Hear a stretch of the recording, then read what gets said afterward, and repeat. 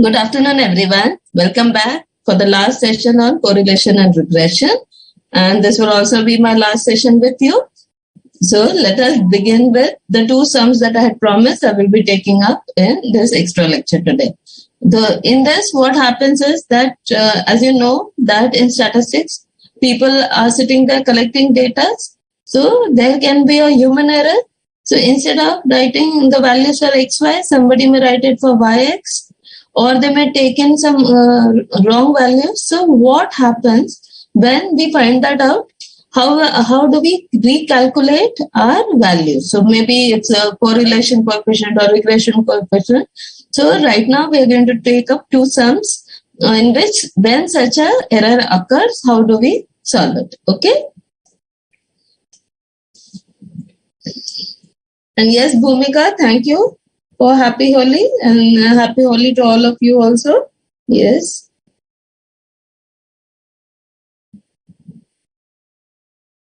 Okay, Ram Narayan, if you can hear me, see me, so you can watch it on the videos on YouTube live, and then you can post the questions over here, okay? Or you can contact the BOS to get your problem solved. Yes, Mayur Mansi, good. Thank you.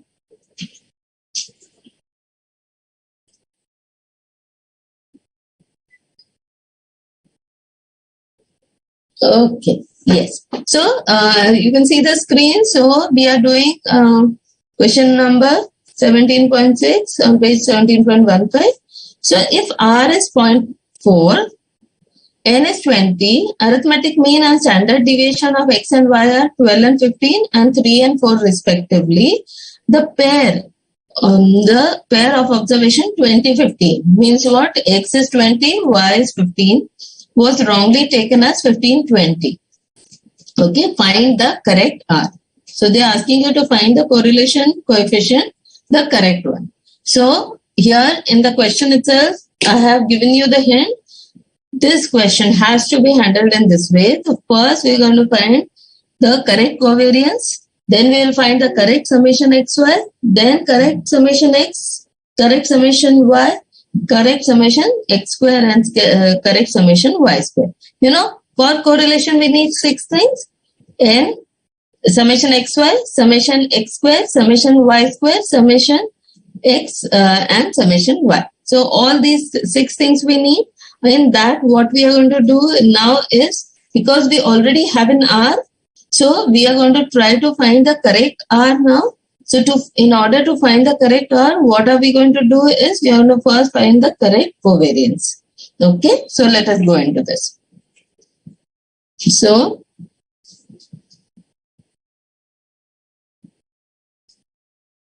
we have R is equal to covariance of xy upon sigma x, sigma y. This we know. Okay, right? So now what is happening is, what do I have? So let me write down what I have. I have R to be equal to 0.4. I have N to be equal to 20. I have X bar to be equal to 12. Y bar to be equal to 15. Sigma x to be equal to 3 and sigma y to be equal to 4. Okay, this is what I have, and now I will try to find out step by step, so that to the point where I can find the corrected R. Now I have this formula, R is equal to covariance xy upon sigma x, sigma y. So what will be covariance xy? Covariance xy will be equal to R into sigma x into sigma y. So this is what? R is how much? 0.4 into sigma x is 3 into sigma y is 4. So 3 4s are 12. 0.4 is 4.8. But this is what? This is the incorrect covariance. Okay, this is the incorrect covariance. So I have got incorrect covariance as 4.8. Now what do I do that? Now what is the formula for covariance xy? Covariance xy will be equal to summation xy upon n minus x bar y bar. Okay. So this is first find covariance I have done. Then I found second step is find summation xy. Okay. So now how much is my covariance xy? It is 4.8. Sigma xy summation xy I don't know. How much is n? N is 20. X bar y bar is 12 and 15. So this is 12 into 15. Okay. So how much will summation xy be? Summation xy will be equal to 4.8 plus 12 into 50, whole thing multiplied by 20. Okay. So how much do I get? Corrected summation xy, incorrect summation xy as 3696. Okay. This comes to 3696. But remember, this is the incorrect summation xy. Now, what will be the corrected summation xy? The corrected summation will be what? This will be summation xy incorrect. What should I do? I should subtract the incorrect values and I should add the corrected value. What is the incorrect values? Incorrect values are what? See.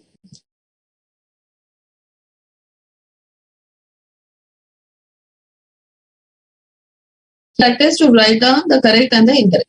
So incorrect is what? How much is incorrect? 15, 20. What is the correct values? 20, 50. So from this I have to subtract what? I have to subtract the incorrect values. So what are the incorrect values? 15 into 20. What are the corrected values? Plus 15 into 20.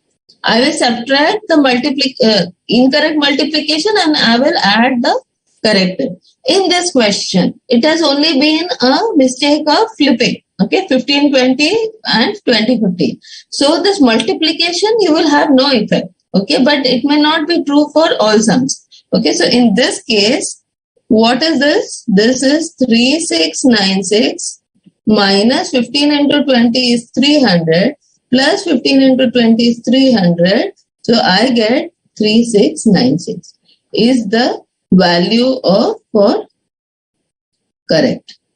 Okay. So is summation xy the correct value. Okay. So the first correct value that I have found out is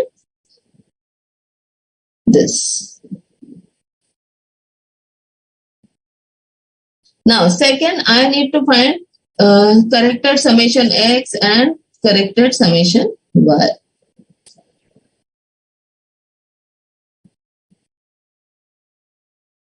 Okay. So the third thing that I am trying to do is I know that x bar is equal to summation x upon n. What is my x bar?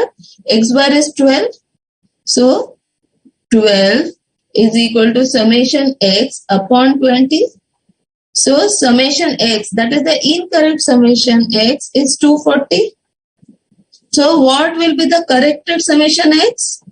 Corrected summation x will be incorrect summation x plus the corrected value. What is the correct value of x? That is 20. And what should I subtract? The incorrect value, that is 15.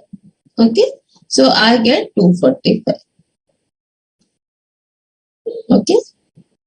So similarly for y bar, I will get summation y upon n.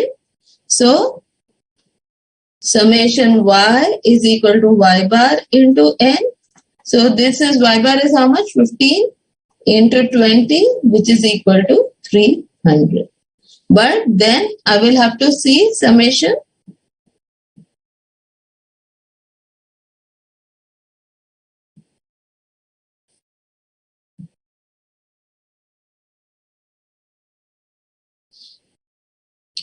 So I get corrected summation y is equal to incorrect summation plus the corrected value of y. What is the corrected value of y? 15. What is the incorrect value? 20. So this is 300 plus 15 minus 2. So you get 295. Okay. So this is equal to summation. This is equal to summation x corrected. This is equal to summation y corrected. Okay.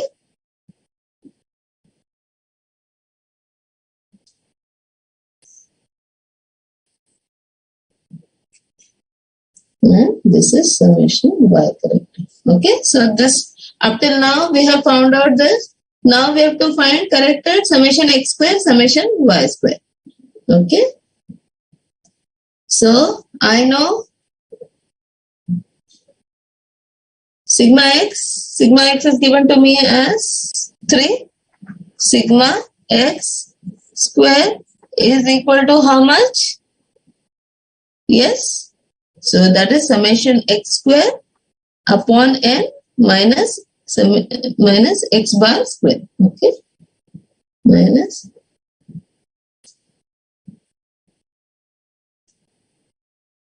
x bar square. So how much is this? That is 3, na? I think yes. 9 is equal to summation x square upon 20. X bar is 12 square. So I get summation x square to be equal to 3060. Okay. Then this is incorrect. So summation x correct, summation x square correct will be equal to 3060 minus the incorrect value was 15. So minus 15 square plus 20 square. This is equal to how much? Which I am getting summation correct x square to be 3235. Okay. 3235. You can check the calculations. Okay. Later on. And similarly for sigma y. So sigma y square is equal to sigma y square, summation y square upon n minus y bar square. So this is how much? 4. So 16, 4 square is 16 is equal to summation y square upon 20 minus y bar was 15. So this is 15 square. So you get summation y incorrect square is equal to, how much is that? Summation y is 4820. 4820. And I get summation y square, the correct value I get is 4820 minus, what is the incorrect value? 20 square. What is the correct value? 15 square. And I get this as 4625. Okay, 4625. Okay, so as you can see, I have now got the values, corrected values.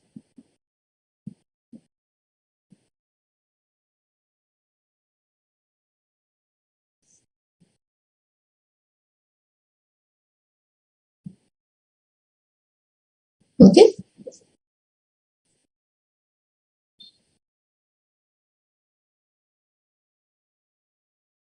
So this is summation x square, that is the corrected value, and this is equal to summation y square, the corrected value. Okay. Now let us see. 1, 2, 3, 4. See, we have to see. We need 6 things to calculate R because we want to find the correct R. What are the 6 things? N. Do I have N? Yes. Do I have summation xy, the corrected value? Yes. Okay. Then do I have summation x? Yes. Do I have summation y? Yes. All the corrected values. Okay. Then summation x square? Yes. And summation y square? Yes. So I have all the 6 values, corrected values. So I can easily find R now. Okay. So R, which is equal to n summation xy minus summation x into summation y upon square root of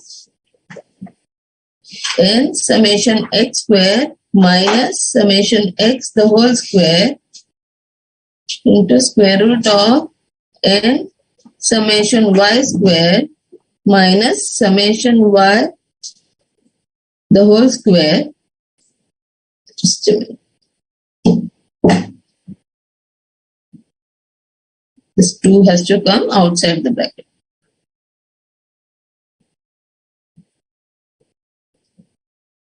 Okay, so this is summation x the whole square, and this is n summation y square minus summation y the whole square. Now I can substitute all the values. So this is 20. How much is my summation xy? 3696 minus summation x is how much? 245 and 295. So minus 245 into 295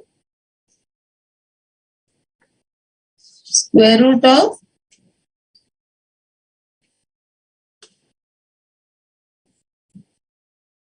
20 into sigma x square is how much? 3235 minus sigma x the whole square 245 the whole square. Okay, and square root of 20 into sigma y is 4625 sigma y square minus 295 the whole square, right?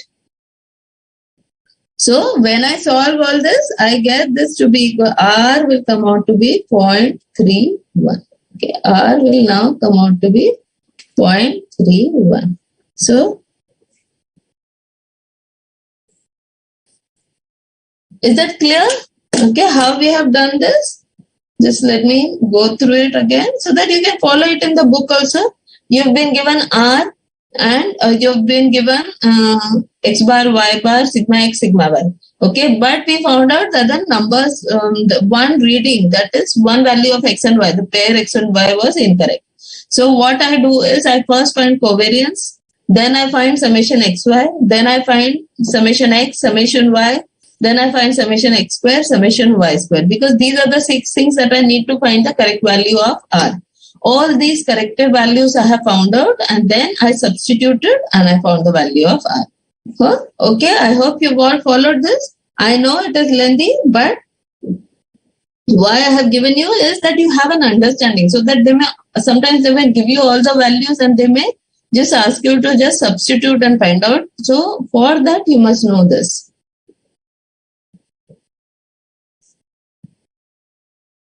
Oh yes, Ankit 4645. Where did I write that mistake? Oh yes, here. Thank you for pointing it out. This is, and then here also.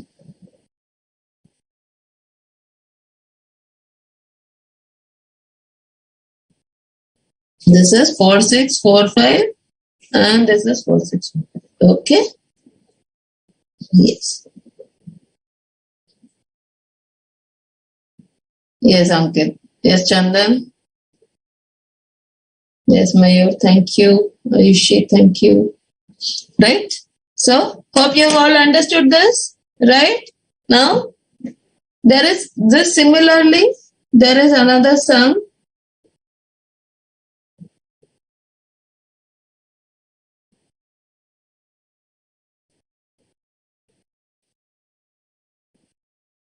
Okay, so this is the question, whether coefficient of rank correlation of marks obtained by 10 students in English and economics was 0.5.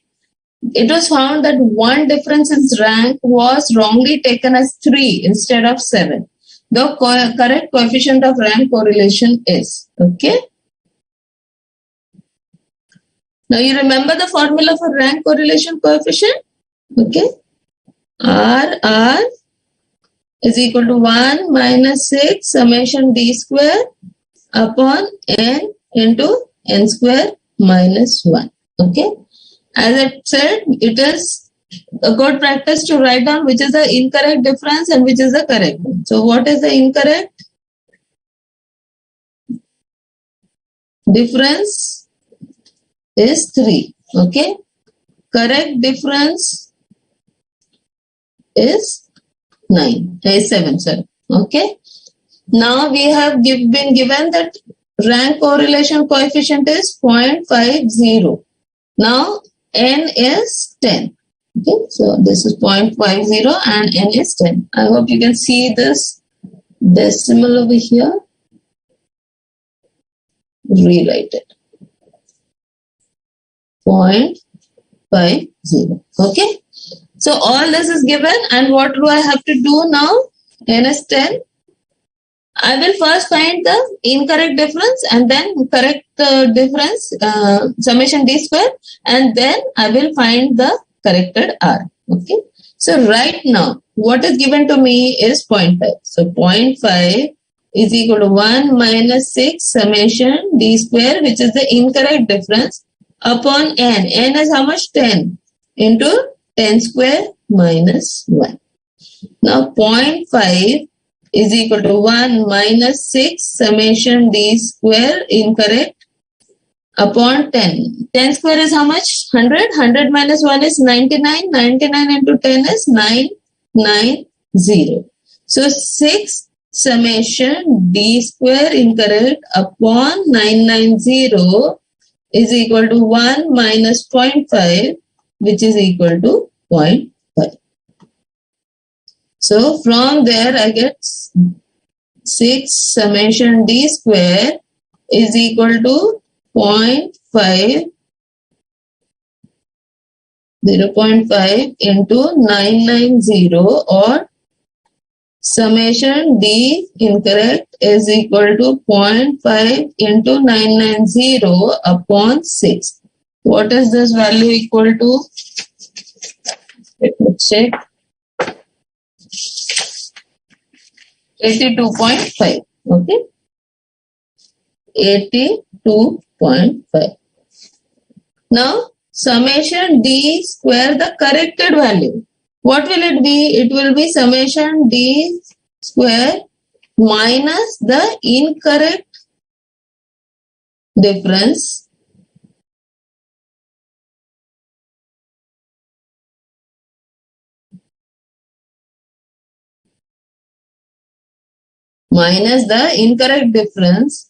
square minus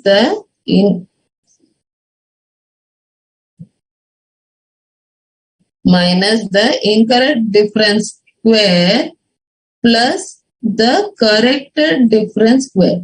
Very important here is that you remember to square. Okay, in the earlier sum we only added and subtracted, but here we have to add and subtract the square. So what is the incorrected sum? 82.5. What is the incorrect number? The difference is 3. So this is 3 square plus, what do I add? The correct difference. That is 7 square. So 82.5 minus 3 square 9 plus 7 square 49. So I get this as, this is equal to 122.50. So that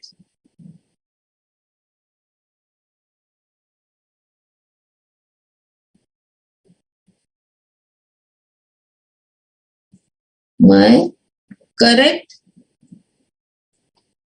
rank correlation R is equal to 1 minus 6 summation d square upon n into n square minus 1, which is equal to 1 minus 6. What is the corrected difference? This summation of the differences is 122.5. 122.5 upon n into n square minus 1. It has it changed? No, it is the same thing, that is 990. So when I solve this, I get this as 0.257, which is equal to 0.26. Is that clear? Just put it in the chat box whether or not you've understood. This is a question that they may ask you, because here it is quite simple that I have to just find first the incorrect summation of the differences. From after that, I subtract the incorrect difference, I add the correct difference, and I will get the corrected summation of the differences. I just put it in the formula for rank correlation coefficient and I get the answer. It's good. Jyoti, you've understood. Chandan, you've understood. Yeah, very good. Mansi, Bhumika. Yeah, great, great. Just Manisha, Nyanesh, keep putting it so that I come to know that you've understood this. Okay? This was what I wanted to talk to you about the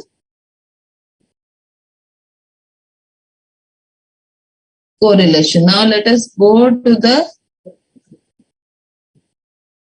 regression sums that I want to take up. These are the sums that I'm going to take up now, which you will be easily getting.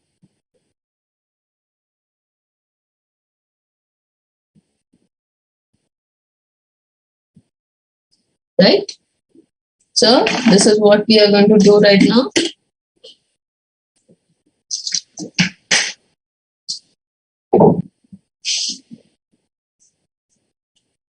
This is there in the notes that I have uploaded. Okay, so in that PPT, these questions are already there. The earlier the correlation sums that I have taken, and now the regression sums that I have taken.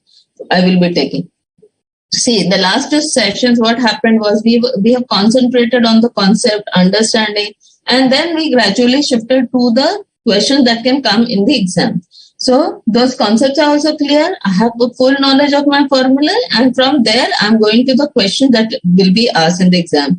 We started with that in the last session, and we are going ahead and practicing more on those questions right now. Okay, so let us go to this of regression. The chapter on regression.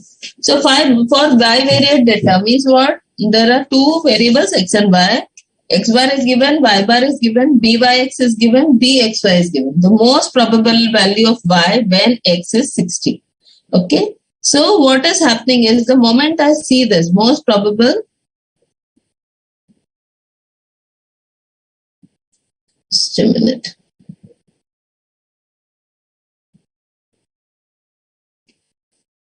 The most probable value of y when x is given. Okay. Means what? I must have equation for y. So I must have a regression equation for y, where y is the unknown and x is the known variable, or y is the dependent variable and x is the independent variable. So I have the option of using y is equal to a plus bx. Okay, this is one. So this is option one. Okay, I'm telling you both the option. Okay, if I'm confused, I don't remember the other option formula, you can even do the sum by this method. Okay, it will take a little bit more, but same thing. Okay, so don't panic if you forget. So y is equal to a plus bx. What is the formula for a? A is y bar minus bx bar. Right? Remember this formula? And then what is happening? They have already given me the value of y. Now b. Now, whether I should use this b or this b. I have this value and this value. I have to find the value of y on when x is given. Y when x is given. So remember, so don't make the mistake, use this value. This is byx. Okay, by on x. So I will use this and not this value. Okay, so they may give it to you to confuse you. So I have to remember that I will write x bar is equal to 53.2, y bar is equal to 27.9, and byx is equal to minus 1.5. Okay, so here I can use this and I can find a to be equal to 27.9 minus into minus, it will give you plus 1.5 into x bar is 53.2. So I get the value of x to be a to be equal to 107.70. Then I substitute and I get the equation as y is equal to 107.70 plus, not plus, it is minus, no?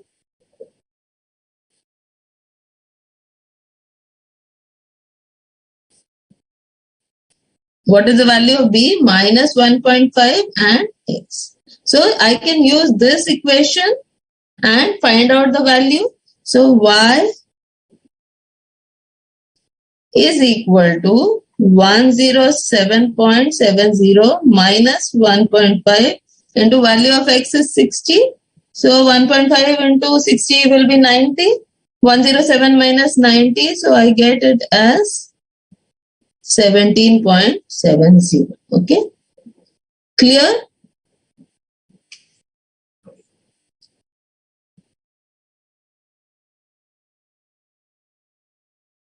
Option 2. Okay. If you want, you can do it this way or you can do it this way. What does the option 2 says? That y minus y bar is equal to byx x minus x bar. Okay. You know this? Both are the results are going to, both the methods are going to give you the same result. Y minus y bar is 27.9 is equal to b by x is minus 1.5. X minus x bar is 53.2. Okay. When you solve this, what is happening is, what is the value of y when x is 60? So y minus 27.9 is equal to minus 1.5. 60 minus 53.2. So how much is this? 53. I will just have to see.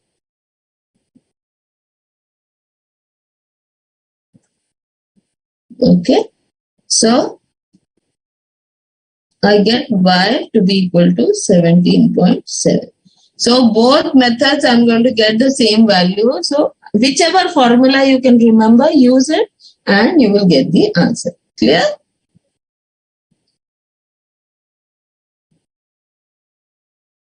Then next, okay. Now this is important. So many times you get worried that I don't know how to find out which line is x and y and which is y on x. Okay.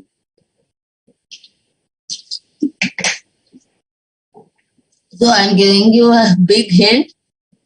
Try to do it by this method, but in the end you have to actually see which is y on x and which is x on y. Okay. You have to first compare the coefficient. What is the coefficient of x here?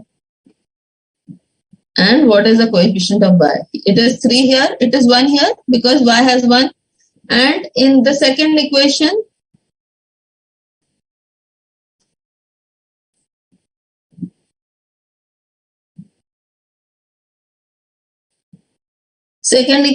this is 2 and this is 5. Which is the biggest number? 5. So where is it? It is in second. Okay, it is in second line. So try to let 2x plus 5y equal to 20 be equation of y on x. Okay. We have to do it by trial and error, but this is one of the best methods that we can possibly get because this is 3, 1, 2, 5. So y has a coefficient of 5. So we will treat that equation as y on x. So I have 5y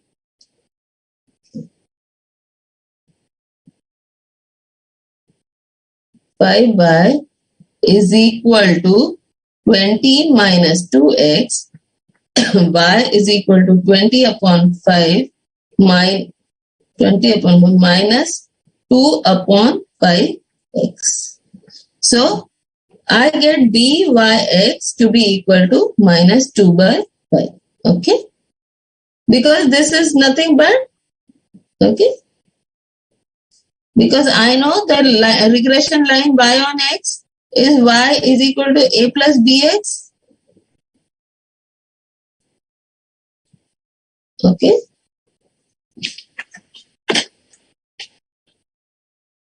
And what is the regression line of y, x and y? X is equal to a cap plus b cap y. Okay. So from here I found this. If this is the case, then what will happen? Then let 3x plus y equal to 13 be equation of x on y. So I will have, keeping x to the left hand side, all the other things to the right hand side. I get this as 3x is equal to 13 minus y. X is equal to 13 upon 3 minus 1 upon 3y. So bxy is equal to minus 1 upon 3. Now, the important, because here I have found out this, so I need to find whether or not this is true. First, I have to check whether what I have found is correct or not. And then only I can make a safe judgment and say that this is the correct assumption, because this is what I am assuming right now. So to confirm that what I have found out is correct, I will use this formula. R square is equal to bxy into byx. And what should be the value of y? Minus 1 and plus 1. So I have to multiply bxy and byx that I have just now found out, and then take the square root sign. And if the value lies between minus 1 and plus 1, then what I have assumed right now is correct, and then I will be able to say. What happens if I have assumed incorrect? What will happen? The value of r will be greater than 1, or the signs of bxy and byx may be different, and in that case I will know that my assumption is incorrect, and so I have to redo it. Okay, so here let me see. R square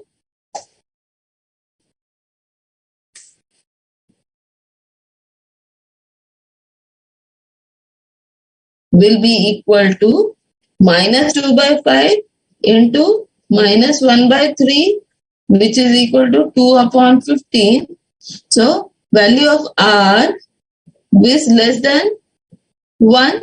Okay, so value of r is less than 1, so which is correct, because 2 upon 15, if I take the square root, how much will I get?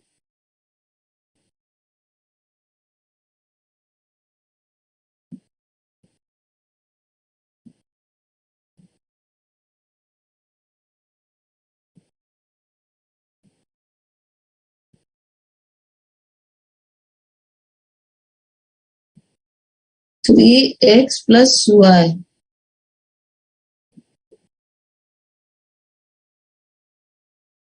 Okay, so which is correct? So what do I have over here? So that means what are they asking you? Find regression equation on line of y on x. Which is the line y on x? So this is the line y on x. So this is my correct answer. So 2x plus 5y is equal to 20 is the equation of y on x. Understood? Whenever they will ask you this question, these are the type of questions they will ask you in regression and correlation. So they will give you two lines. They will ask you which is y on x or which is x and y, or they may ask you to calculate r. So all these things I've done over here. Biggest hint over here is just put in the value of coefficients. Whichever coefficient is the biggest, try to assume that that equation as x on y or y on x, depending on whose coefficient is the biggest. And then once I've done that, I can find out, I have to check whether or not my assumptions are correct. How do I do that? I do that by calculating r square. And then r's value should lie between minus 1 and plus 1. And the byx and bxy should have the same signs.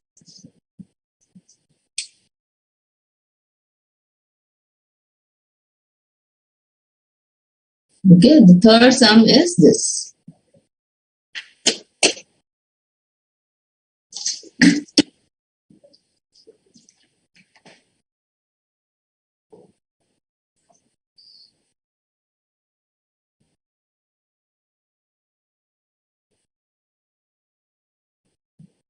Yes, thank you, Priyanka.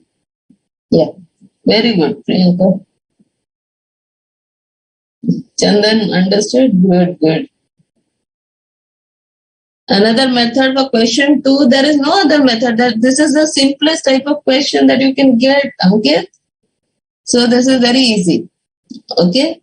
Because once if they've given you the value of x bar, y bar, then there is a shorter method which we'll be doing in the later sums. But this is the simplest way you can find out. Okay.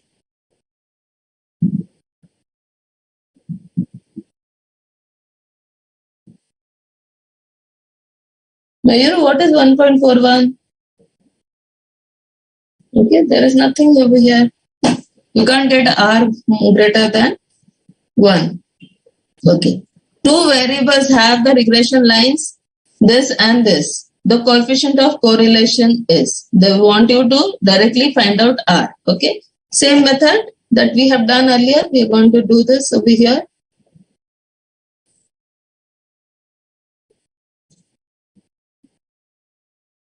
X, Y, 3, 2, X, Y, 6, 1. So this is the highest. So 6y plus 6x plus y will be the equation of x on y. Okay. Whichever is the bigger. So let 6x plus y equal to 31 be the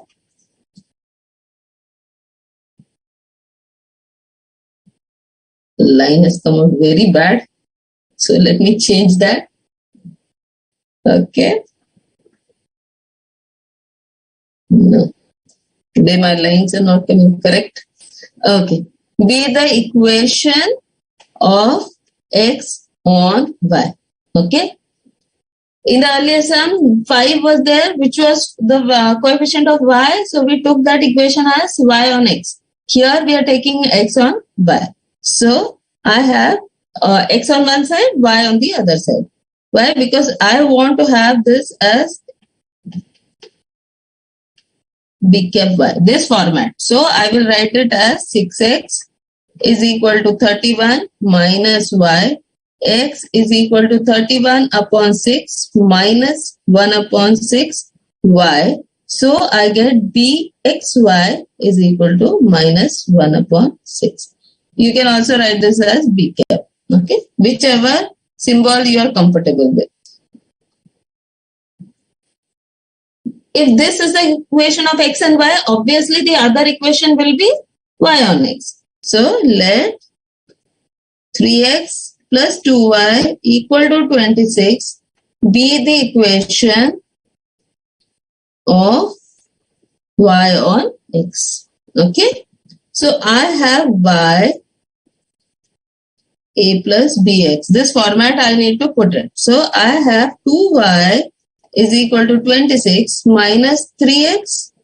So y is equal to 26 upon 2 minus 3 upon 2 x.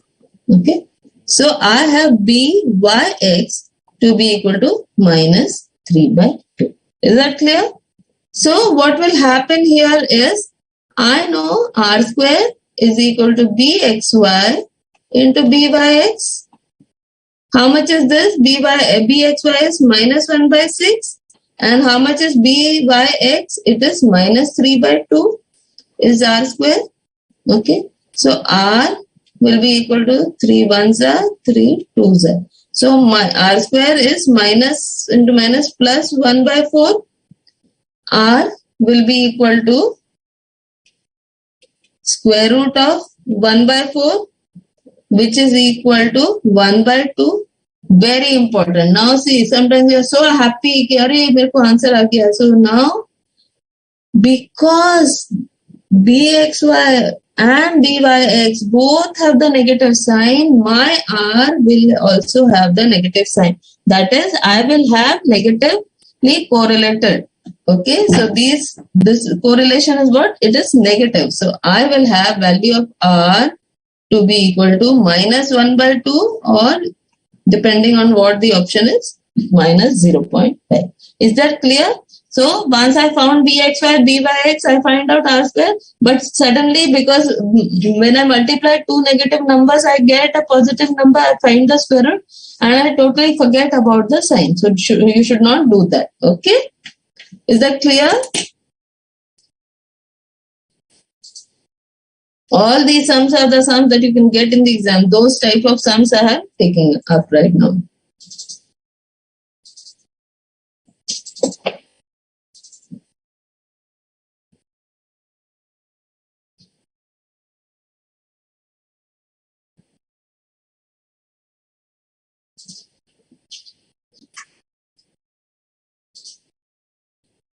Bhumika, if the coefficient of y is same in both the equation, concentrate on the coefficient of x. It will be different. Okay. So one of them you just have to choose one and go with it. And don't worry, if suppose you take this and you get a wrong answer, you only have to change what you have assumed, which equation you have assumed as y on x, take the other one as y on x. Okay. So there is nothing to panic about. There is nothing to worry. Don't get panicked. Don't think, "Arey, ye to gaya question answer." Don't do that. Okay.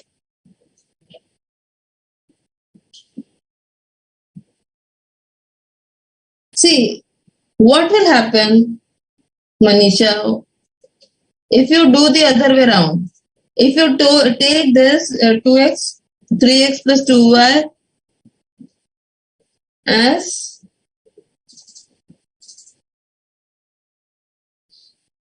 yes, same thing. Okay. So either way you have to take it, but it is better that I take the highest value and do it. Okay, Manisha. So same thing.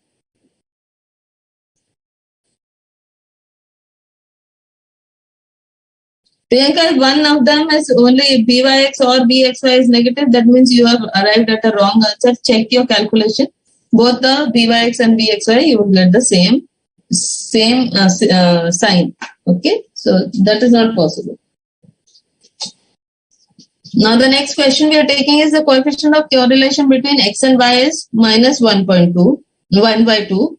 The value of bxy is given and you are asked to find the value of byx. Okay.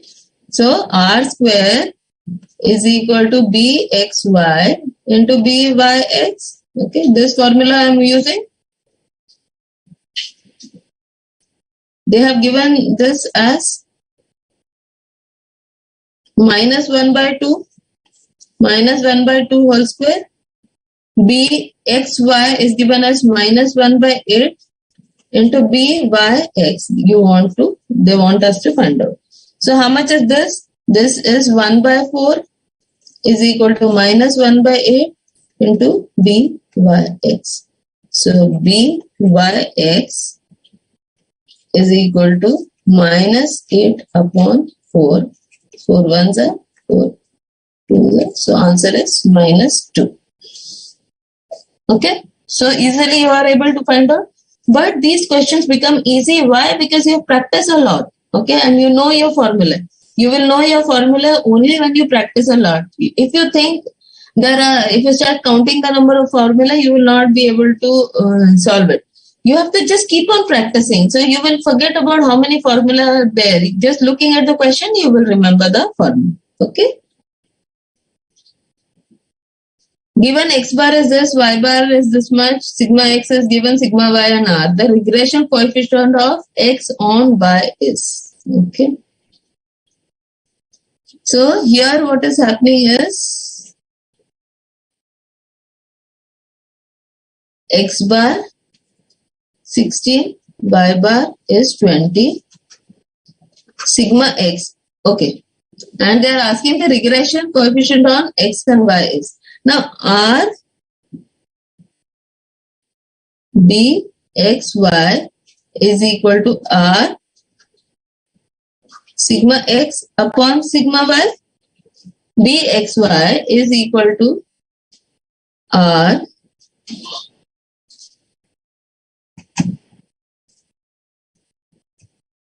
we don't need this today.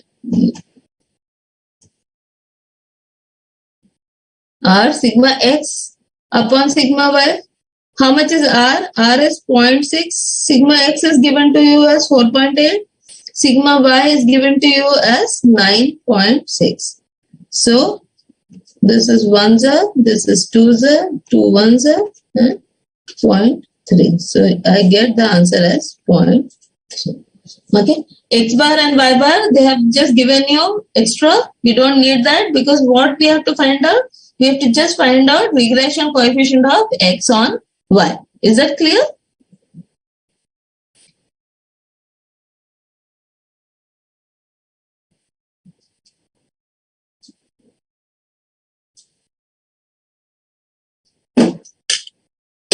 Then next we are taking this.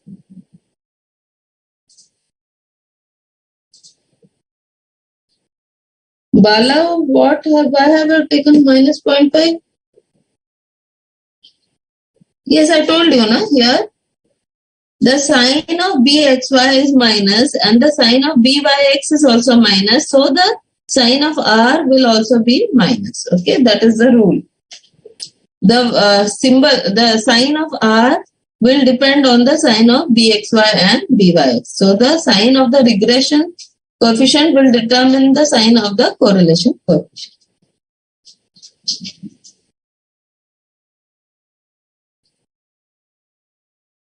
Any other doubt? Yes, Bhumika, right? Yeah, very good.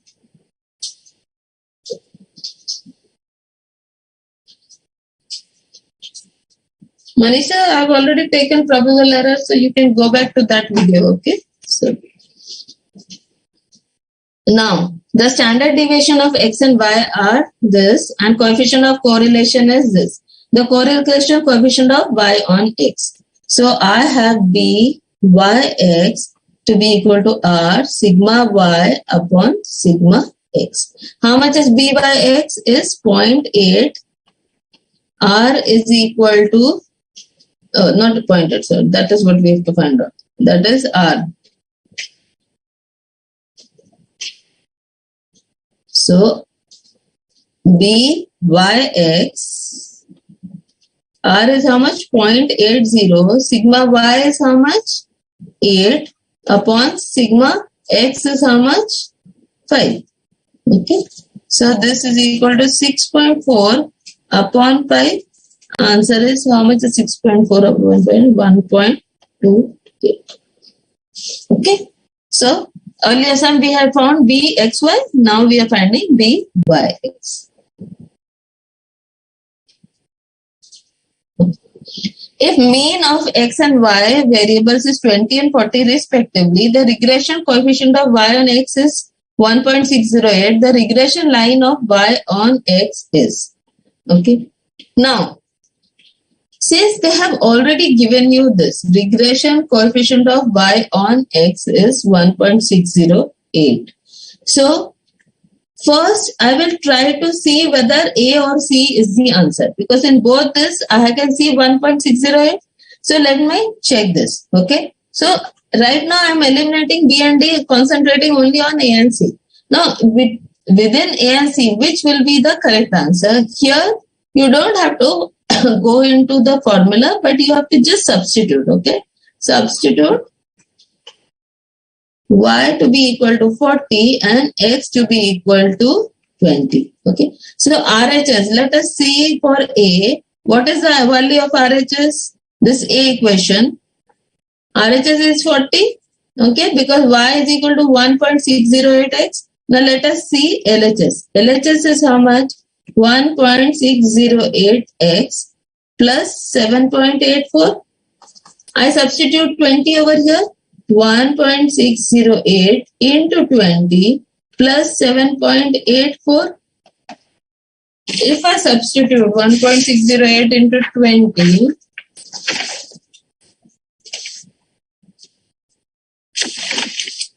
okay, I am getting the answer as 40. So, RHS is equal to LHS, and therefore my A will be the correct answer. Okay. This is what, here you only simply have to substitute.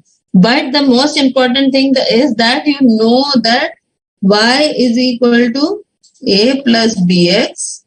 So here they have written this in 7.84 plus 1.608x. Okay, so this is your regression coefficient of y on X. Okay, this you need to know. Okay, and so you can do this simply by. So I have already eliminated B and D. I am concentrating on A and C. So first in A I substitute the value for Y and X. So Y on RHS is 40. LHS I substitute the value of X as 20 and I find the answer. Okay.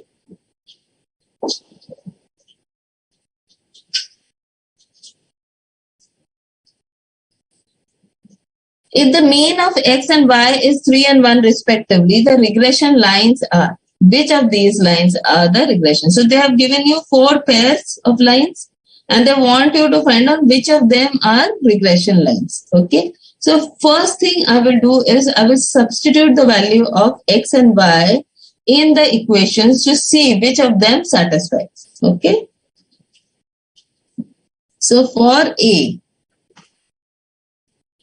first equation is 5x plus 7y minus 22. So let me see. 5x is 5 into 3 plus 7 into 1 minus 22. How much is this? 5 3s are 15. 15 plus 7 is 22. So answer is 0, which is equal to the LHS. So equation A is satisfying. Now let us see 6x plus 2y minus 20. That is the LHS. So LHS is 6 into 2 plus 2 into 1 minus 20. 6 into 2 is 12. 12 plus 2 is 14. Oh, sorry, 3. 6 into 3. 18 plus 2, 20. 20 minus 2, this is equal to 0. This is equal to RHS. But this is not a question of whether or not the values are only satisfying. I have to see whether they are regression lines. Because had there been a question on equation in chapter 2, 1 or 2, then this is the answer. I'm not trying to find out that. I have to see whether or not there's a regression line. So for that, I have to find out which is the equation of y on x and which is x on y, and then I have to see whether I get the value of r lying between minus 1 and plus 1. Okay. Now see over here what is happening. 5, 7, 6 and 2. What is the highest coefficient? 7. So let 5x plus 7y minus 22 equal to 0 be equation of y on x. Okay. So what will happen? 7y is equal to 22 minus 5x. Y will be equal to 22 upon 7 minus 5 upon 7x. So I get this as b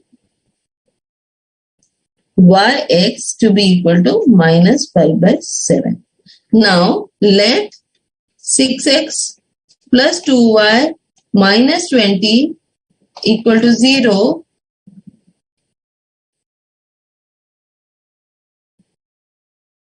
be equation of x on y.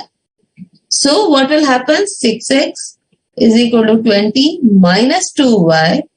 X is equal to 20 upon 6 minus 2 upon 6y. So I get bxy to be equal to minus 1 by 3. Okay. So I use the formula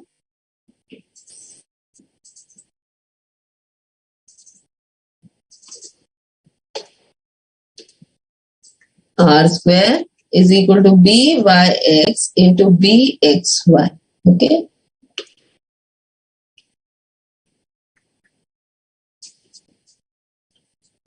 So byx is minus 5 by 7 into minus 1 by 3. So this is 5 upon 21 is r square. R is equal to square root of 5 upon 21, which is less than 1. And so this is my correct answer. Okay. So this will give you a fair idea about how these sums are to be handled. So First and foremost, very important is that the values of x and y should satisfy the equation. So that condition, just put and see. You will come to know which of them is satisfying this. Okay. Any questions up till now? If you've understood, just put it in the chat box. Yes, very good, very good.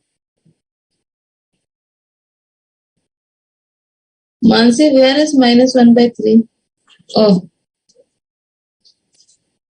this is nothing but minus 2 by 6, right? So 2 ones are, 2 threes are. This portion I have taken.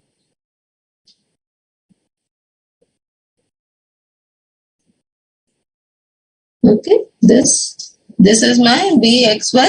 So I've just simplified. 2 by 6 I have written as minus 1 by 3. Understood, Mansi?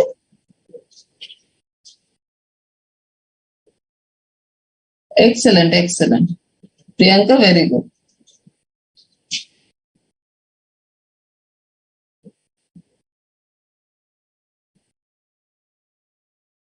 Yeah, good, good. Okay, so let us move to the next sum.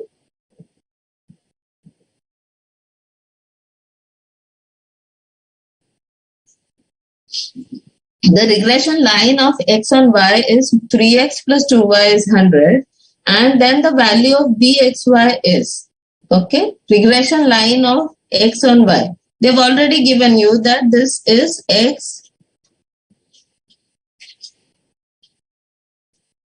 They've already given you that this is x is equal to a cap plus b cap y, regression line of x and y. So I will keep x onto one side and y to the other side.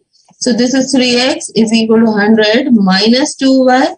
So x is equal to 100 upon 3 minus 2 upon 3y. Okay. So I have a cap to be equal to 100 upon 3 and b cap to be equal to minus 2 by 3. So b cap, I can also write it as bxy. So what is the value of bxy? That is minus 2 by 3. Understood? Yes, this is a very interesting sum.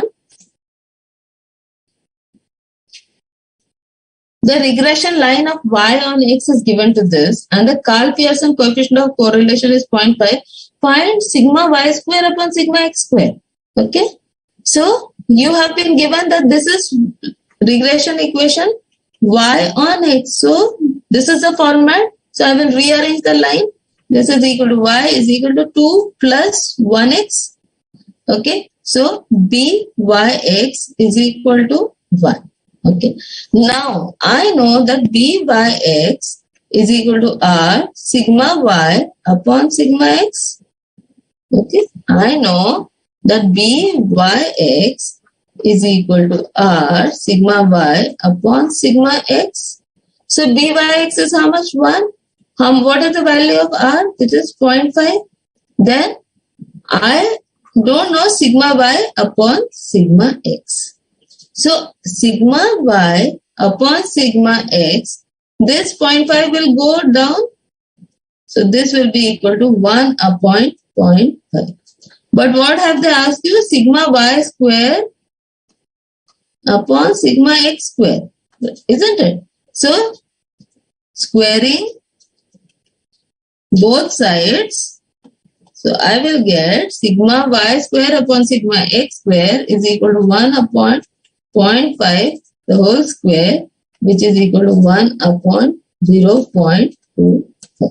Okay. So this is the answer. So this is the most interesting sum. Very different, but it is simply, if you know the formula, there is no problem at all. Okay. Okay. Parth, can we take a break now?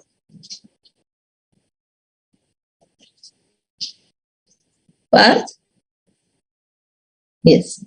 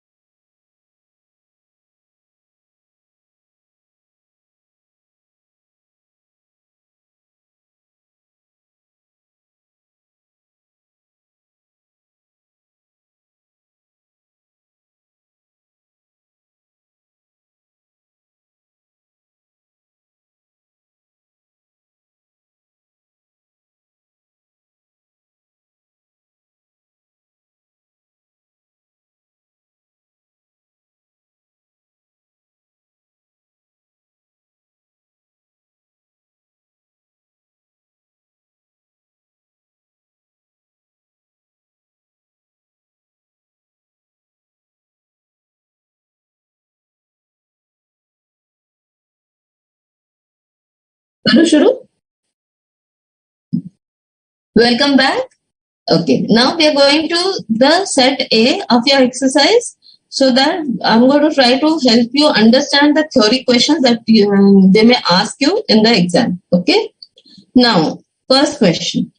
Bivariate data are the data collected for two variables irrespective of time, more than two variables at the same point of time. So this is very important here, is the same point, because this three options are talking about two variables.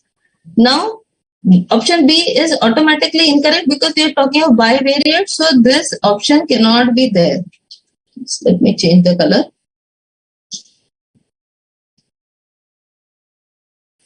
So more than two variables, the option is already incorrect. Now remaining three, these are all about talking about two variables, so that condition is satisfied. What is the difference between A, C and D is that it is one is talking about irrespective of time, one is talking about different points of time, and the third is talking about same point of time. So very important is same point of time. Okay. For a bivariate frequency table having P plus Q classification, the total number of cells is. So remember in the introduction to correlation, we have talked about, so suppose this is the value of y and these are the value of x and y. So I have x1, I have x2 and I have x3, and here I have y1, y2, y3 and y4. Okay, suppose I have something like. So here my classification for x is, there are p, and here there are q. Okay, so q values and these are p values. So how many this thing will I have for value of x1? I have value of y1, y2, y3 and y4. So this will be x1, y1. This will be x2, y2. Okay. X2, y1. This will be x3, y3. And so on. Okay. So I have something like this. So how many values will these be? This will be x in p into q. So option is pq. Okay. So what are this? We are talking, say, suppose we are taking that the test for X for say mathematics was for 3 marks, and for like science it was for 4 marks. So what are the possible marks that a person can get? So here these are the combinations that we can have. Okay, so that is P and that is Q, and so we have how many number of total number of cells will I have? P into Q. Now, next question is sum of the cell frequencies in a bivariate frequency table. So, what are the values? Cell frequencies in a bivariate frequency table means what are the values of that we can get is, I can get a negative value. Can I get a 0? These are the 4 options. So either negative, 0, A or B, that is negative or 0 or none of these.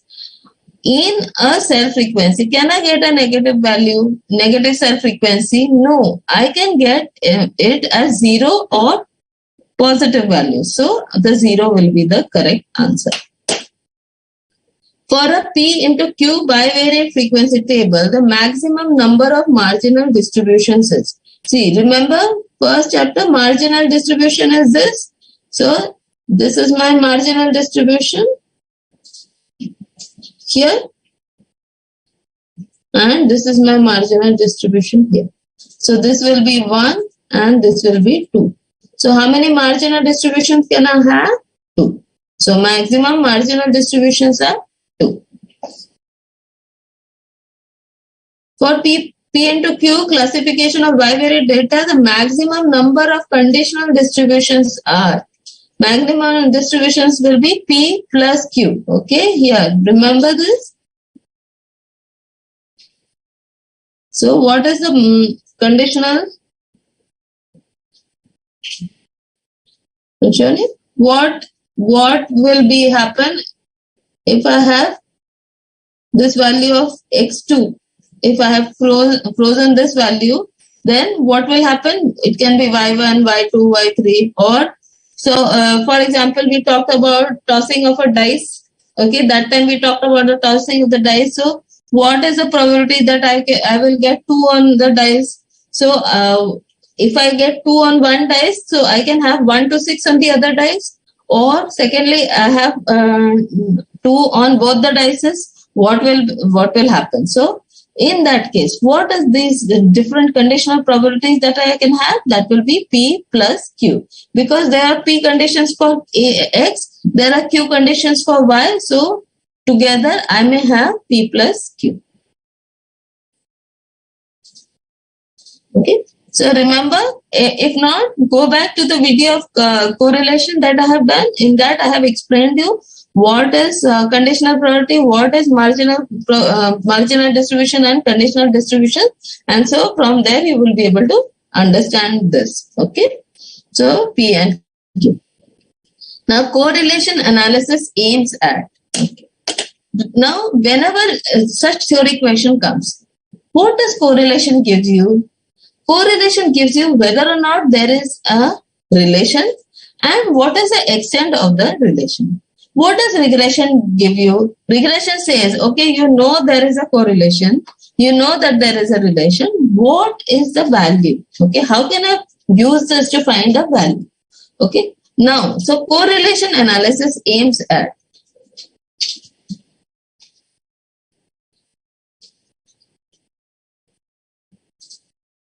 predicting one variable for a given value of the other variable, and B, establishing relationship between two variables, measuring the extent of relationship between variables. Now, predicting one variable for a given value of the other variable is regression. It is not correlation. Establishing relation between two variables, correct. Measuring the extent of relation, correct. But you have to be careful because both these are correct. Sometimes I read only B and I mark it correct. No, why? We have to be careful because D talks about both B and C, and therefore D is the correct answer. Is B the correct answer? Yes. Is C the correct answer? Yes. But D is the more correct answer because it is taking into account both these. Okay. So this is the way you have to answer the theory questions also. 7. Regression analysis is concerned with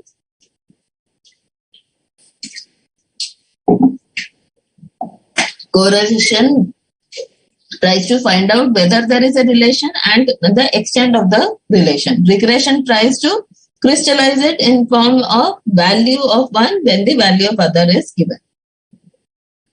So, establishing a mathematical relationship between the two variables, yes, regression does that.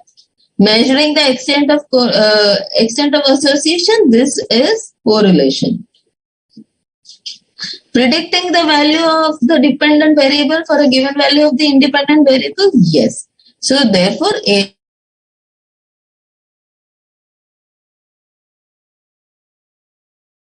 and C are the correct answers. So D is the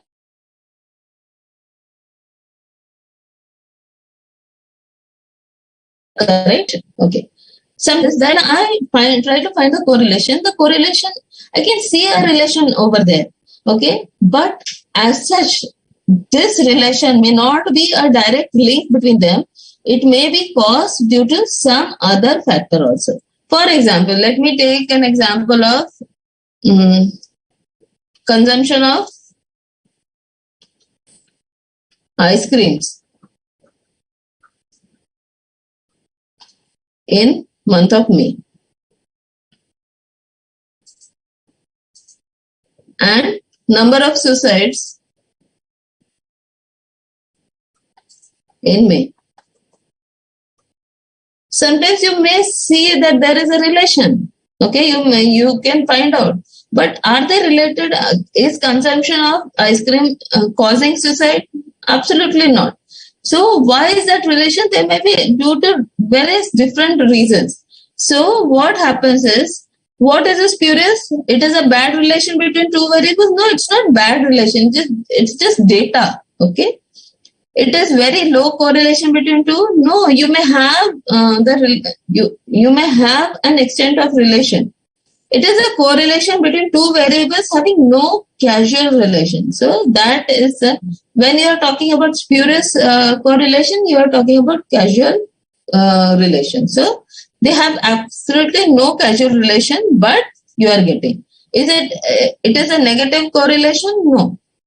It has nothing to do with the value, positive correlation, negative correlation. It is not talking about the mathematics. Spurious correlation is talking about a relation which is there, but where there is no causal relation, but the data is giving you a relation which may be caused due to other factors. Scatter diagram. Remember those diagrams?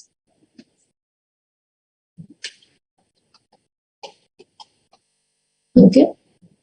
I may have like this. Okay. So, scatter diagram is considered for measuring linear relationship between the two variables. Yes. Curvilinear relationship between two variables. Yes. Neither A nor B. No, this is not correct. Both A and B. This is correct because I can plot on a graph points. Okay. What is scatter diagram? When I'm plotting the values of X and Y.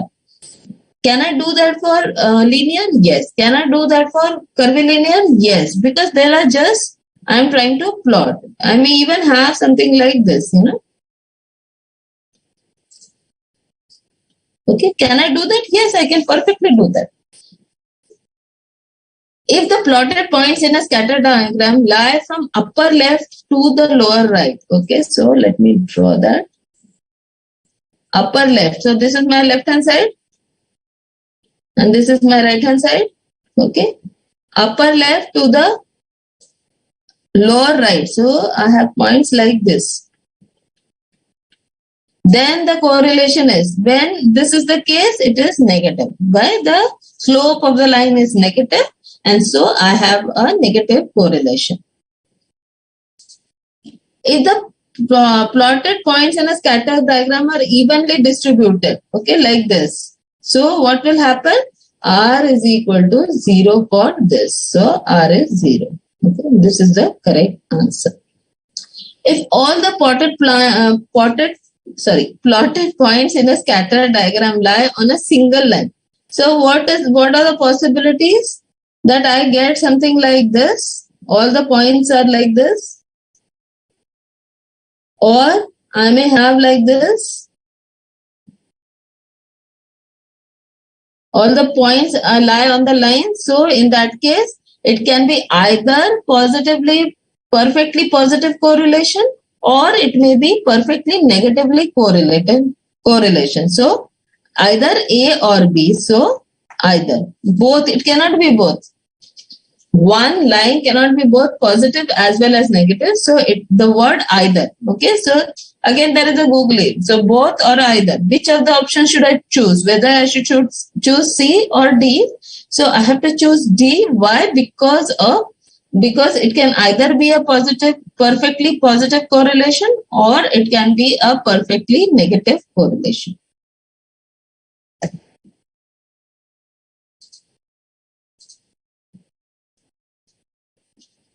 Okay, the correlation between shoe size and intelligence means what? That if you have the size of your shoes and your intelligence, do you find any relation between? Can you say that taller people are more intelligent than shorter people, or people with bigger feet have more intelligence, or smaller feet have more intelligence? Which is not possible. Okay, so what we are saying is the correlation between shoe size and intelligence. Is it positive? Is it negative? No, it is 0 because there is no relation. The correlation between the speed of an automobile and the distance traveled by it after applying the brakes is negative.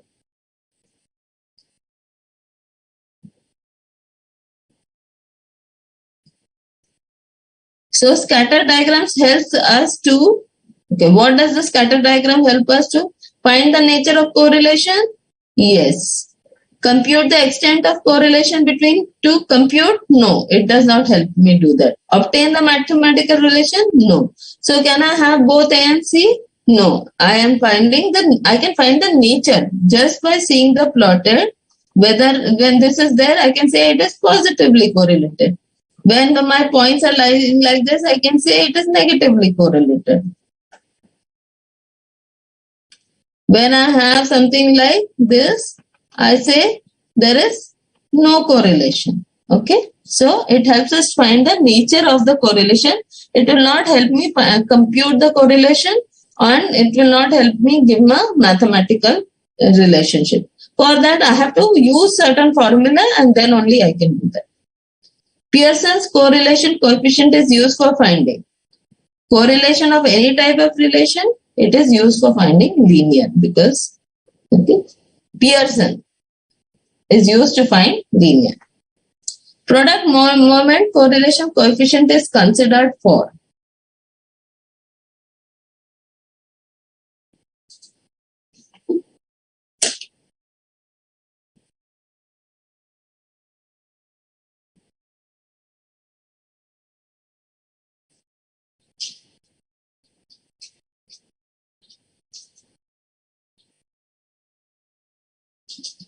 17.7, which okay, illustration. Okay, I'll just check that. Okay.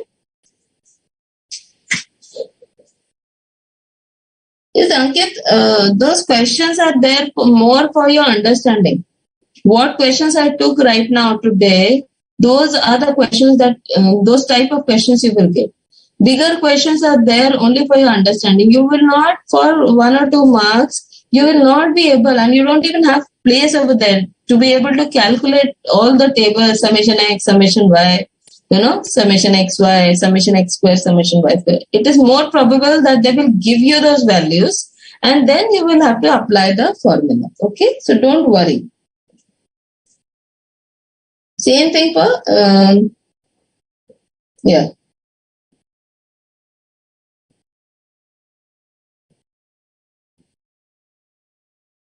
Priyanka, which question are you saying that if D option is not given, then which option among B and C should be preferred? If you are talking about,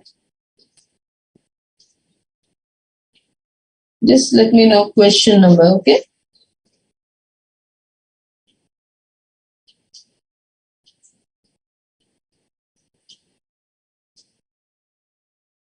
Just let me check this.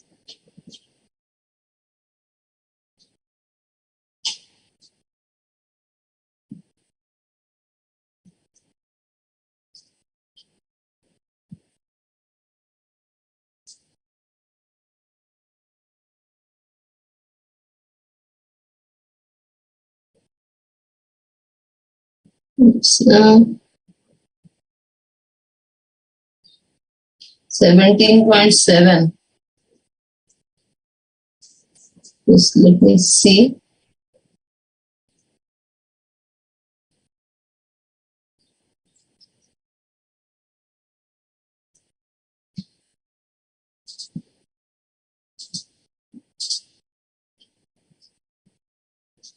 Yes, these illustrations are very important. Who has asked this? They may give you this. Okay, so these illustrations are important. Very good. Priyanka, these illustrations are very important that you must know. They may give you these figures and ask you what is the correlation between them. Right? Okay. So, let me go back to sharing our screen we were doing.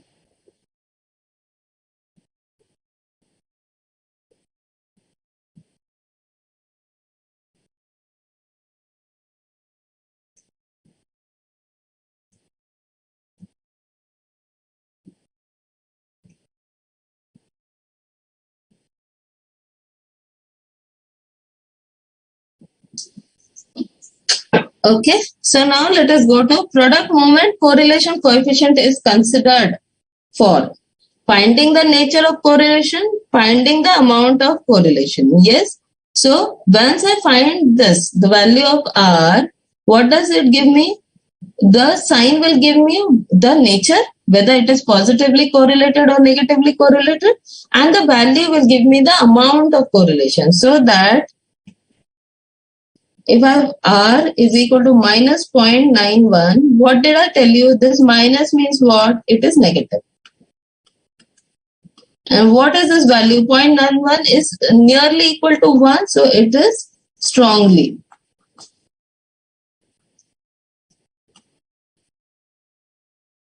Okay. What if I have R is equal to 0.24? So I say this is a positive, but a weak. So that there is correlation, but it is positive, and it is positive, but it is weak. If the value of correlation coefficient is positive, then the points in the scatterogram tend to. If the correlation is positive, I should have points like this. Okay, from lower left to upper left. So this is left. So lower left to upper right. Okay, so when I talk about positive, so I just draw the graph and I see which of the options is correct. When R is equal to 1, 19 sum, when R is equal to 1, all points in the scatter diagram would lie on a straight line. Okay, so when I'm talking this, I have like this. So I have all my points on the line. So R is equal to 1 in this case. They will lie on a straight line directed from lower left to upper right. Okay. See, once you've understood how the graph will look like, all these theory questions, can you see the beauty that you are able to understand and you are able to identify which is the correct option.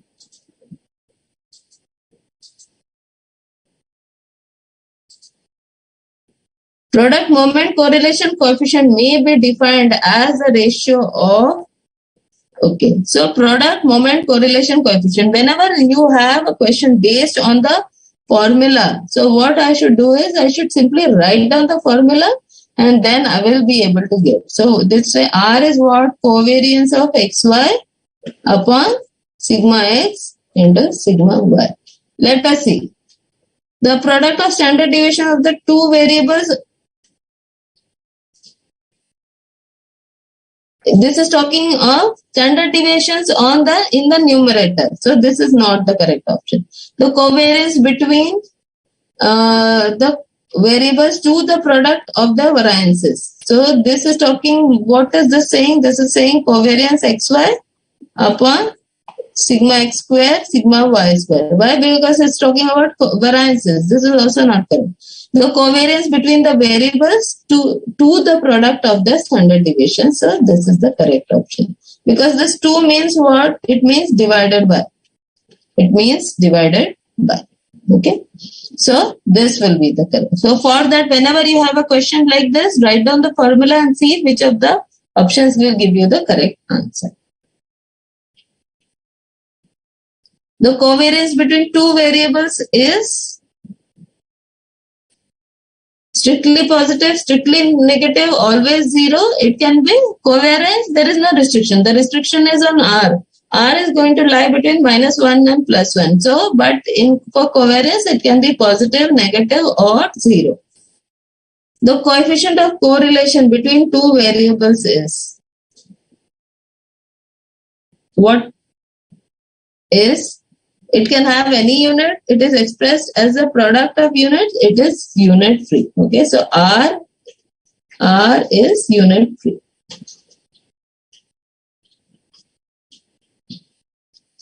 What are the limits of correlation coefficient? Okay, it is -1 and +1, including the limits. Okay, so here see. A is not correct, C is not correct. We already know. I know that, remember this, -1 less than or equal to R less than or equal to +1. So is it excluding or including? It is including because less than or equal to. Okay, so this is very important. So it is not C, but D is the correct option. Not B, but D is the correct option. 24th. In case the correlation coefficient between the variables is 1. So that means it is what? It is positive, perfectly positive correlation.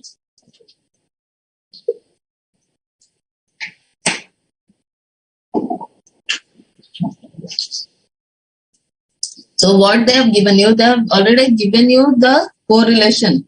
The relationship between the two variables will be. So see, this is a very fundamental question. You know that the line will be y is equal to a plus bx.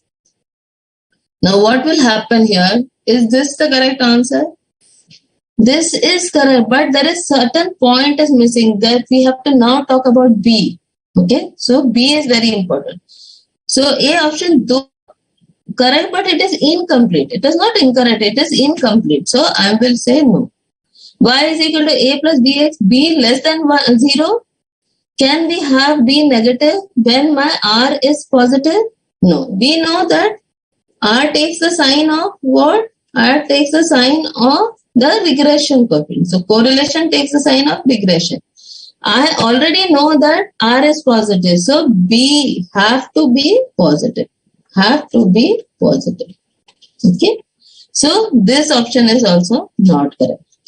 Then a plus b, b is greater than 0. This is correct. Then why not d?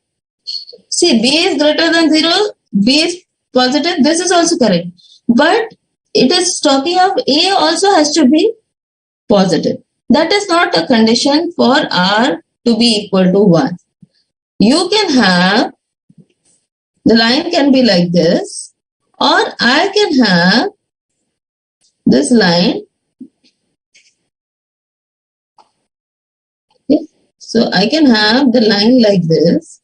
I can have the line like this also. So here what will happen? What will be the value of A? A will be less than 0. So what happens is D is not correct because the condition on A is there. So that is why D is not the correct option. B is the correct option. Okay. If the relationship between two variables x and y is given by 2x plus 3y plus 4 is equal to 0, then the value of correlation coefficient between x and y is. Okay. See this, what happens is, I can write this as 3y is equal to 4 minus 2x. So y is equal to 4 upon 3 minus 2 upon 3x. So what is happening over here? This is negative. So byx is negative. Okay. But the relationship is giving you this is equal to 0. So what happens is, whether there is a correlation? Yes, there is a correlation between them. So can it be 0? No. Can it be plus? No, because this is negative. So this is the option. I think it should be D. Instead of minus 1, it should be minus 2 by 3. So I think 25th. I will just check in the options, but I think it should be D because it is minus 2 by 3.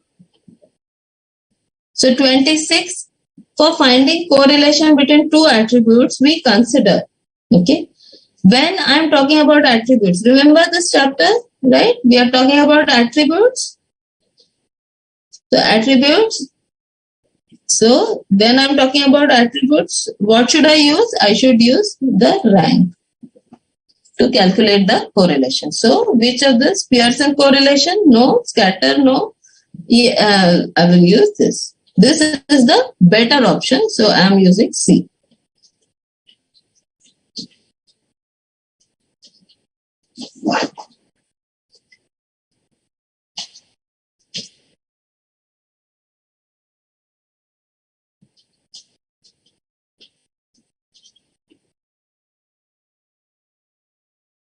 Question 6. Okay, Priyanka. Let me see.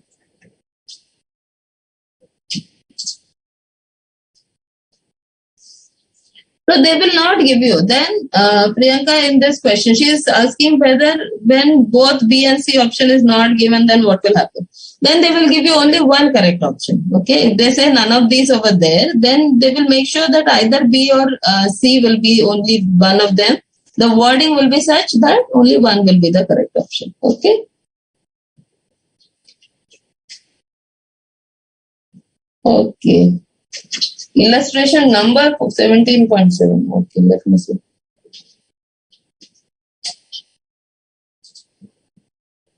Bala, it is just the name for correlation. Okay.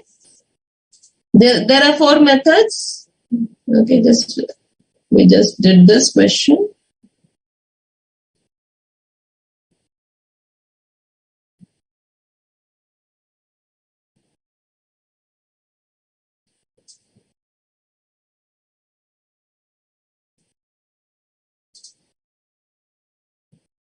Okay, so this is Pearson's product moment correlation coefficient.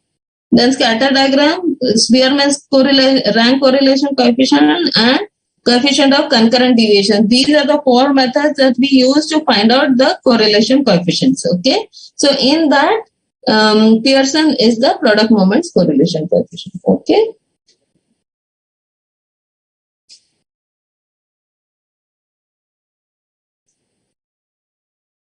Question number 11. See, what has happened is that I think there is a printing mistake. 2 questions have got the same number 11 and 11. Okay, Archana? So just check which 11 you are talking about.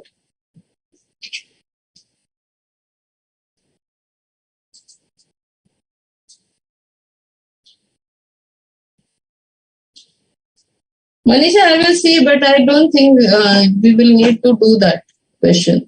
Okay.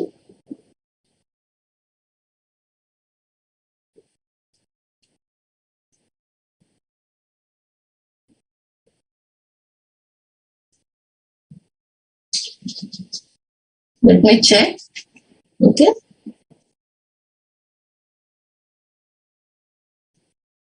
I think you should concentrate on sums that, those are which have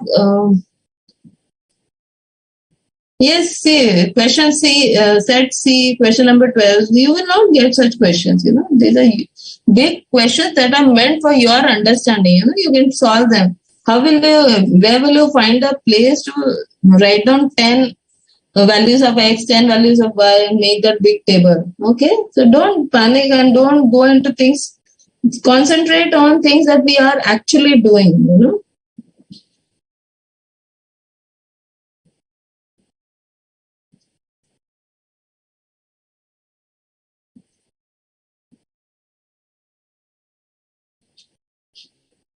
Okay, just let me see.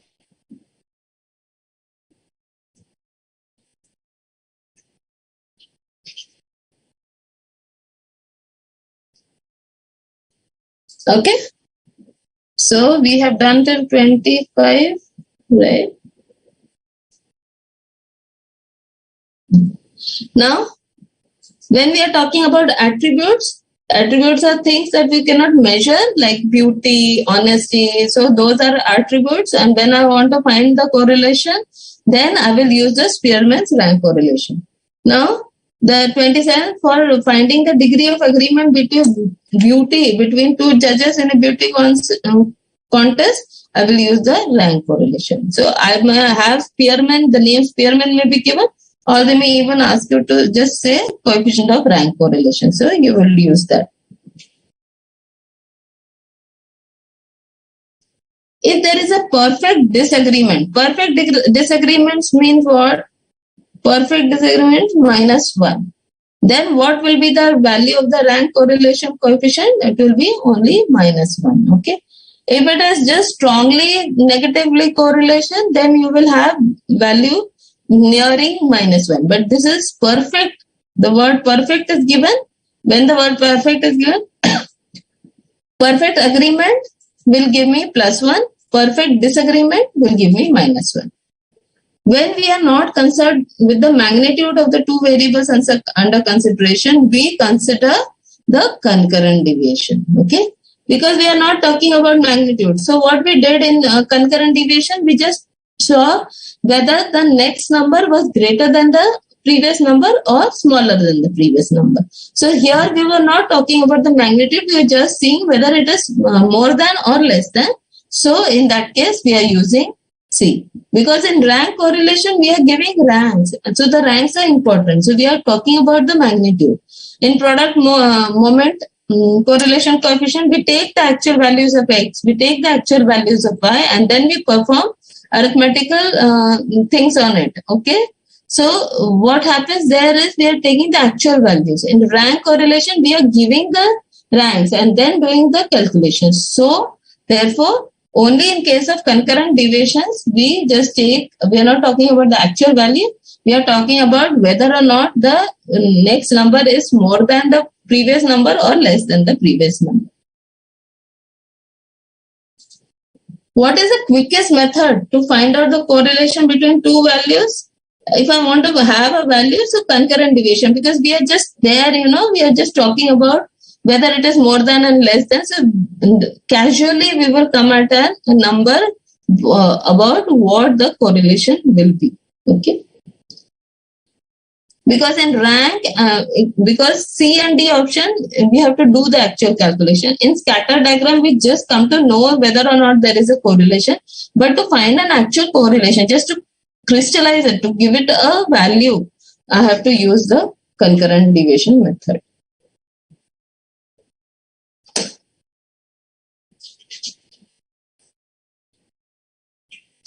Okay, Manisha, I hope that helps you ease your doubt.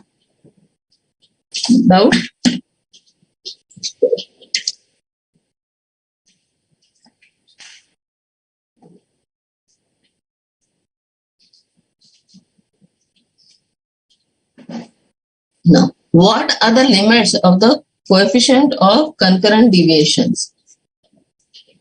See, whether it is concurrent deviation, whether you find the value of R by rank correlation, whether you find it by concurrent deviation method, whether you find it by the product moment method, all these cases, you will have R lying between -1 to +1.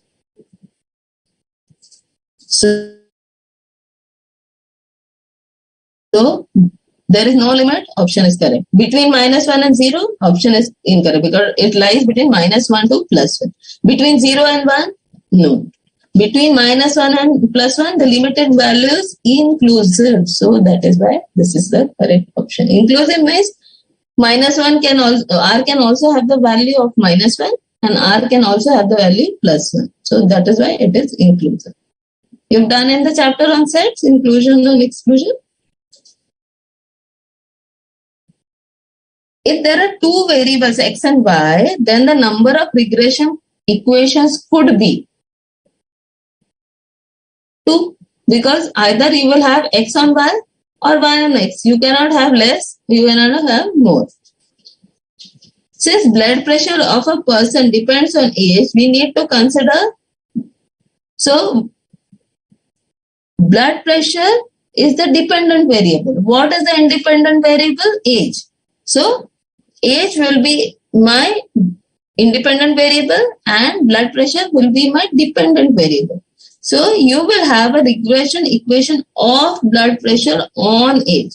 So of whatever follows is the dependent, on whatever follows is the independent. So we will find regression of blood pressure on age.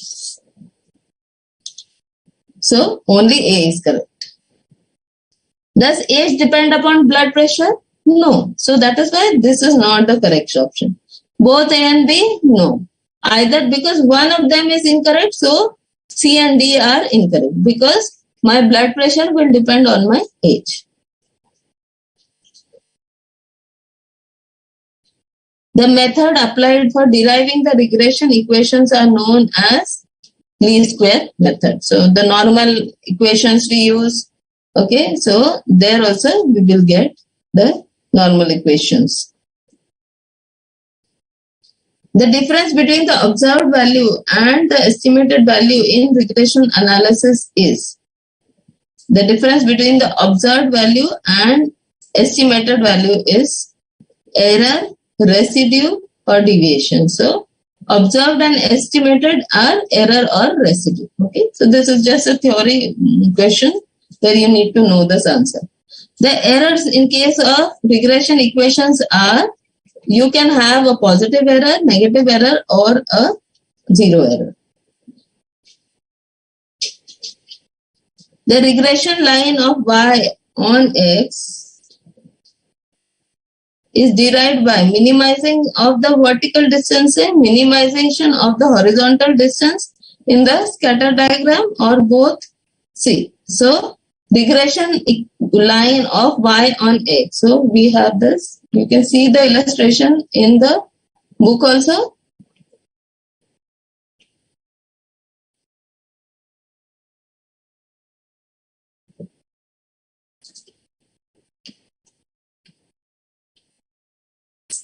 So what happens is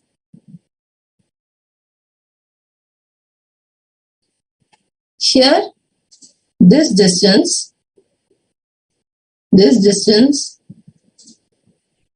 maybe this distance. So what are we doing? We are trying to minimize the vertical distance because we want the line, regression line, to be as close to the points as possible. And so we are saying it minimization of the vertical distances because the regression line is y on x. The two lines of regression become identical when, okay, when r is +1 and when r is -1. Either of them, that cases, you will have the lines have coincided. Okay, so it is either r is 1 or r is -1. So D is the correct option. At r is equal to +1, do the lines coincide? Yes. At r is equal to -1? Yes. So A and B are also correct option, but because D contains both A or B, so I will choose D as the correct option. What are the limits of the two regression coefficients? No limit, must be positive, one positive, other positive. Product of the regression coefficient must be numerically less than negative. So, should it be positive? No, you can have negative also. Should there be one positive, one negative? No. So, this is also not correct. This is also not correct. So, product of the regression. So, I know that what is the restriction? Byx into bxy should be equal to r square, and I know should be less than 1.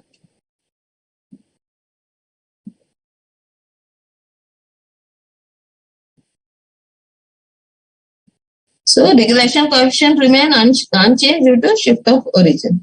Okay, shift of scales we talked about. So then the coefficient of correlation between two variables is -0.9 and the coefficient of so these are theory practical questions which you can do. I want to take these three more questions, theory questions, so that if covariance of xy is 15, what this is set B that we are talking about. 3 questions from set B I am taking. Before that, just let me check.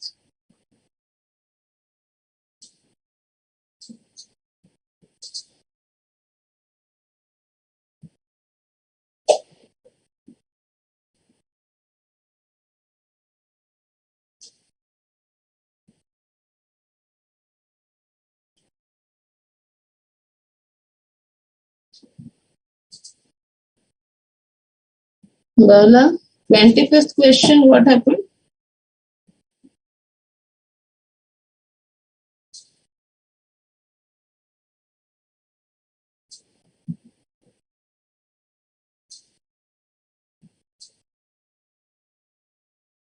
Question 4B -4. Yes. Bala, this is correct. This is -4 by 3. Okay. Yes. Because this 4 is also on the left hand side. It goes over there. Minus 4. Thank you.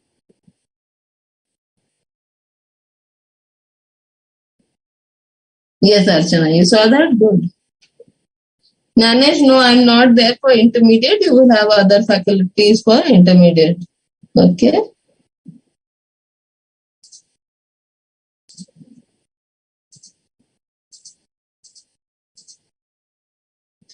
(42). If the coefficient of correlation between two variables is 0.7, then the percentage of variation is. So what is unaccounted for? Means what? What is the formula for this thing?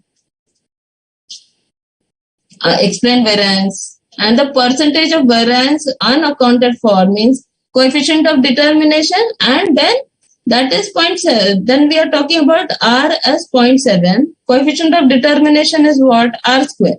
What will be coefficient of non-determination? 1 minus R square.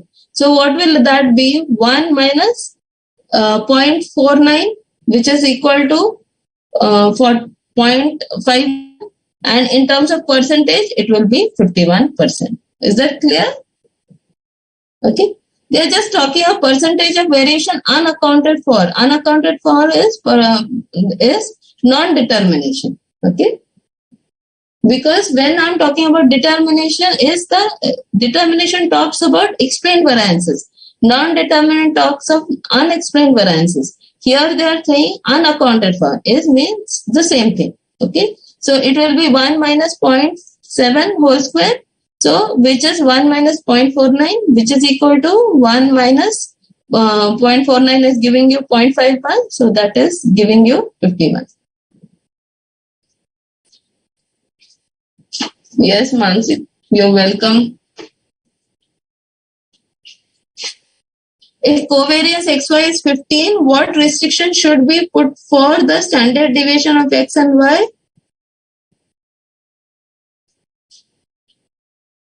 The product of, say, okay. Now R is equal to covariance XY upon sigma X, sigma Y. This is my formula. Now if covariance is 15, so I have 15 upon sigma X, sigma Y. Now what I know is that R is going to be less than 1. Okay, R is going to be less than 1. Because my covariance is positive, so it will be less than plus 1. Now, I know that the product of the standard deviation should be more than 15. So, can I have this less than 15? Sigma x into sigma y, if it is less than 15, R will be greater than 1, which is not a condition that I can allow. So, what? The product should be less than 15.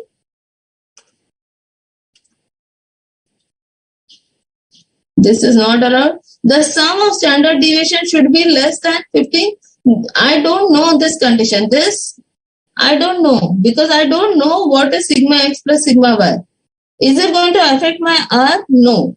What is going to affect my R? This is going to affect my R. Sigma x into sigma y. So that I have, this is also not true. No restriction because there is a restriction. I cannot have sigma x into sigma y less than 15. Why? Because if it is less than 15, my R will become greater than 1, which is not allowed. So that is why B is the correct option. Now, if the covariance between two variables is 20 and the variance of one variable is 16, what would be the variance of the other? Let me.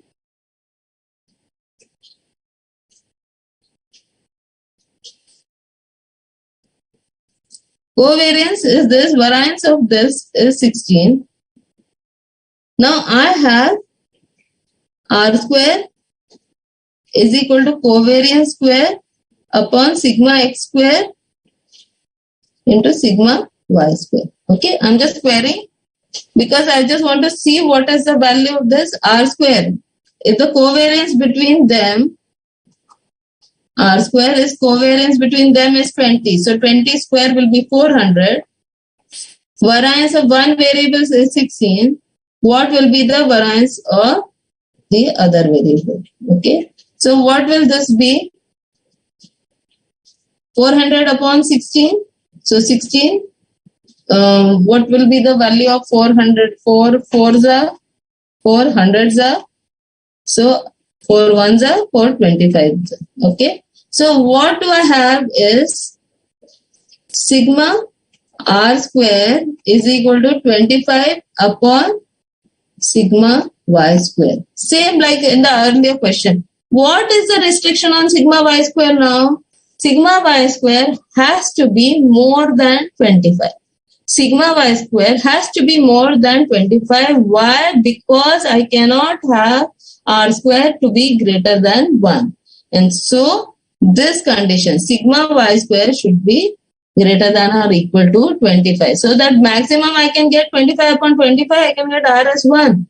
But this condition, more than 10, this is a random number. More than 125, again this is a random number. This is a random number. 25 is the most important number here because in the numerator here I have got 25. Okay, so that is why this is very important. If a is equal to, if y is equal to a plus bx, then what is the coefficient of correlation between x and y? It can be plus 1, it can be minus 1 accordingly as b is greater than 0 or b is less than 0.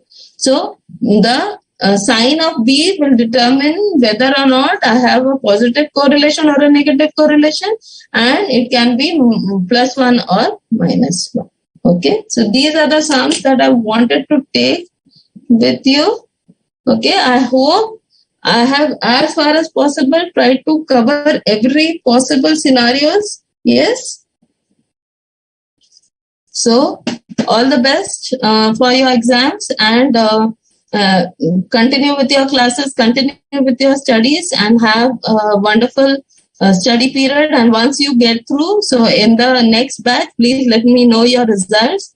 And in a case of any doubt, you can contact the BUS, revisit these videos on YouTube, so that once you keep watching them over and over again, whatever we have done will register more. So once you've also solved your questions, and wherever you get stuck, you can go back to the videos and find the answer. The second important thing I would like to tell you is please every day revise your formulae for both mathematics and statistics. All the formulae you need to revise. That will help you. Like when you are doing the sums, you will not forget the formulae. You will be able to recall them fast, and then you will be able to know which formula to apply. Study material, go through it very well, because that is your base. Before you go to any other book, make sure that you have completed the study material, and then you can go ahead and solve as many problems as you can. Fourth most important thing is please appear for your mock exams. Those are very good things that are conducted by the institute. That will also give you an idea about whether or not you are fast enough. Because sometimes, I have seen students who do very well, but they are not able to complete. Why? Because their speed was less. Okay. So this is all from my side. All the best, and have a great Holi and a very good New Year. Because we will be celebrating Gudi Padwa on the 2nd of April. So let this be a very good year where you start your CA journey by going in for your passing your foundation and going in for your further going in for your intermediate exams. Okay. So have a safe, be safe, study hard and study well. Okay. Thank you all for your patient hearing. Have a wonderful day ahead. Thank you.